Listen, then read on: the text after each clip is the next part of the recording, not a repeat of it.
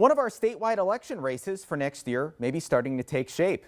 According to online filings, Christiansen has filed with the Federal Elections Commission for the 2024 North Dakota U.S. Senate race. You may recognize the name. Christiansen, an engineering professor from Jamestown, challenged Republican Senator John Hoeven for his seat in the Senate in the 2022 election. Christiansen has not formally launched a campaign just yet, but her website has information on next year's general election in November.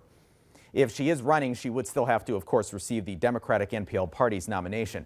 Christiansen's camp did not confirm whether she's running, but released a statement on her behalf that reads, "Over the past few months, I have had a lot of conversations with North Dakotans about a potential run for U.S. Senate in 2024.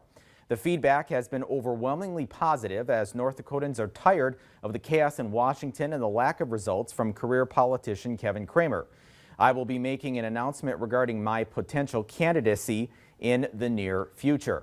Now, Cramer was elected to the Senate in 2018. We have reached out to his office for reaction, and we will update as we learn more.